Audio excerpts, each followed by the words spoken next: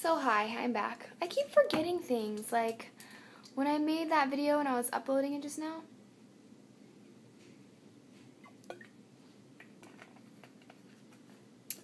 I remember like a whole chunk of something I forgot to tell y'all. As there's just so much that happens.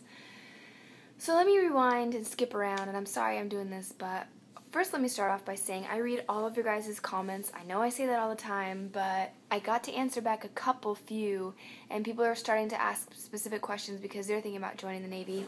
Just know that I am reading your questions, and if I can get my iPhone to work to answer you, I do. If not, I'll probably answer you in a letter. Why am I washed out? Answer you back in a letter.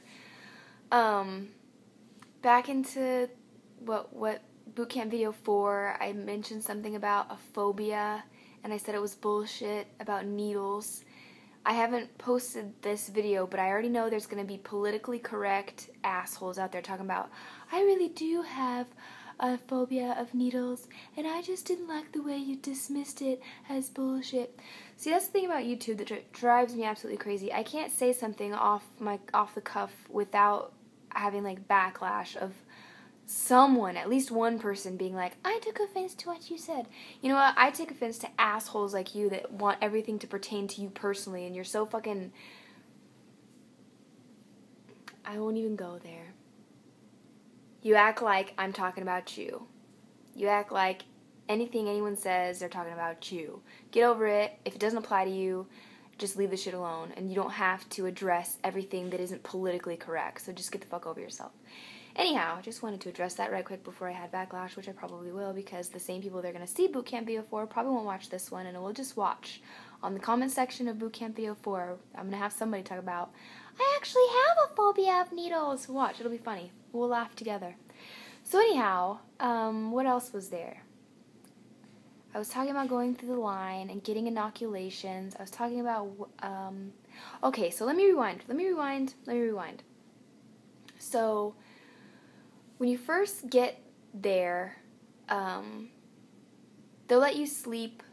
Like, we got there that night, we processed all night, all day we were in classes, and that day we were, like, breaking open packaging. Like, they had the males go into their house, and so the females were in their house, and so 175 and 176 females were here, and the divisions. Those of you who have missed the other bootcamp videos and don't know what divisions are, go look it up.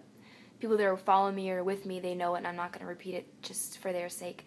So you're opening up your toothpaste packages and your stenciling, which can either mean you're actually taking a stamp that you'll make a stamp that has your last name and you'll stencil, or you'll use your permanent marker and you'll stencil, because your last name and your division will go on everything that you own. I'm still wearing shirts that have stenciling on them. Like, all my clothes have stenciling. So that day, you're going through all of your inventory and stenciling it all and stuff, and you'll learn how to fold, and you'll learn the very precise ways to do all of these things, and you'll learn how to put it away in your rack.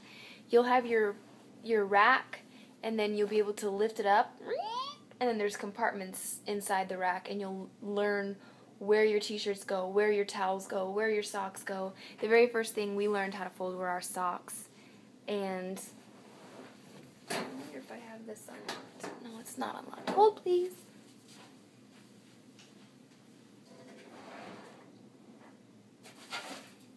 You'll get your key. You'll have a key the first couple days, and then in due time you'll get your dog tags, and your key will always be around your neck, and it will never be hanging out like this. Then they'll call chain check, and then you have to tuck it inside your shirt because they'll make you IT for that. And the first night that we hygiened, the females that took the longest hygiening and the females that came out of the head with towels on their head and like half dressed, those were the ones that got in charge of head crew. So that sucks. But you'll have your socks neatly rolled like this, all of them with smileys. I even still fold the way they make me fold in boot camp because I just think it looks neat. Everything's rolled and folded and tucked and tight and nice. Anyway, I don't know why I felt the need to show you my socks. Anyhow, so the first couple weeks of boot camp, you'll be learning how to fold. And they'll do random checks of your rack. They'll just open up your rack and look at how your shit is folded, and if it's fucked up, chances are you're going to IT. Chances are they're going to make the whole house IT because one person has a fucked up rack. So that's crappy. So when I first got there, we were all the females we were all standing in a circle. No, we were integrated, so it was all the males, all of 176 was inside. We were all inside the female house. So we were standing in a huge circle, and they called a female in front of me. The chief did. He called her out, and he said, "You, come here." So she started walking towards him, and he goes, "How old are you?"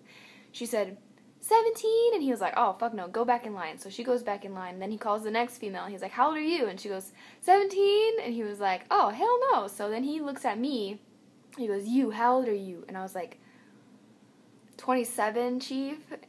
And I knew that I was going to get a position of authority, and I didn't want it. I wanted to be able to just coast through boot camp easily, but he's like, "All right, cool, you're 27, so he picked me, called me over. He was like, "Are you responsible?" And I said, "I mean, what can you say?" So I was like, "Yes." He's like, "Are you organized?" And I was like, "Yeah." And he's like, "Have you ever done administrative work?" And I was like, "Yes." So he made me the yeoman. And that's what I meant to tell y'all about in the couple videos before, is how the makeup is of the recruit chain of command. So there's going to be your RTCs, 3 of them probably, maybe just 2, I don't know, 3 of them, but they will put recruits in charge, and they will be the chain of command. So if you're just an observer, an AFO, another fucking observer, I think is what they called them. Because there are some recruits that were lucky enough to not ever have a job, like the first 3 weeks or 4 weeks, or even the entire fucking time that they were there. They didn't have a job, because everyone will be assigned a job while you're there. Whether that be the head crew, because your ass was stupid and came out late, and then you were in charge of cleaning the head, which for those of you who don't know is the bathroom. Or you go laundry PO, which is another job you don't want, because people are disgusting, and you'll see how disgusting people are when you see their skivvies, which is their underwear. Or you'll have people in charge of the watch bill, which is a starboard watch. You'll be standing watch in your compartment in the middle of the night. There would be nights that you don't sleep because you will have to stand watch for a couple hours. And there's people that are in charge of assigning the watch bill, and they have to be up like all the time. You don't want starboard watch. That's probably the worst job in my opinion, is being starboard watch, because you never sleep. Anyway, you're just assigned all kinds of different jobs, but a lot of those jobs don't come until later. Anyhow, the jobs that they want initially, the very first job they need is a yeoman, because they need to start writing 6 slips, and they need to start writing barracks, checking people out on the barracks checkout sheet and all this. So I got picked for that. You don't want to be a yeoman. It's a lot of work. You're in the face of the RTCs from day one when you're not trained, so you're still fucking up, and so you get yelled at more than anyone because you don't know and you haven't had a chance to get acclimated to get your shit down so that you can talk to an RTC without fucking up. Like, you're just kind of thrown into the lion's pen, really. And they yell for you all the time. So if you're the yeoman, like I was the yeoman, I was the divisional yeoman, I didn't have a chance to learn a lot of what the other recruits were learning because they'd scream, "Yeoman!" And so I'd have to drop everything and run into the fishbowl and say, "Yes, chief," or "Yes, petty officer," like, "What do you need from me?" And they would have me do some anything and everything. So a lot of my time in boot camp was spent in the office with the chief and petty officers, doing paperwork and random shit, and then having to go out there afterwards and try to learn how to fold what everyone else had already learned, and I would just be so behind, and it kind of sucked. So if you think that you can handle that, and you want all the extra work, and you don't mind being behind in every other aspect of boot camp life, go for it and be a yeoman. But you'll see, if you're not the yeoman, how often that yeoman gets called into the office, and it sucks. So that's what I say. If you're a good singer, you want to be the AROC. The AROC sings cadence. Google that on YouTube. When you're marching, they'll sing cadence. Left, right, left, whatever. Blah, blah, blah. I'm not a singer, so I'm not even going to try.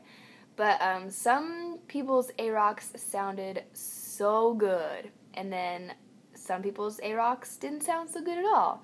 So if you have a good AROC, it's nice because you feel like you're hot shit. Because when you start learning to march and you're doing left, right, you get to learn how to do trick maneuvers, and if your AROC can sing, you just feel and you look good, and you march by other divisions and you look at that division and you're like, yeah, we're cool, and the other divisions look a hot fucking mess, and you take pride. And it's nice to be in a division that takes pride in itself, because there's some people within the division that'll bring it down, like, this is so dumb, but if you actually take pride and you're competitive and you do everything you can to be the best, it can be really fun.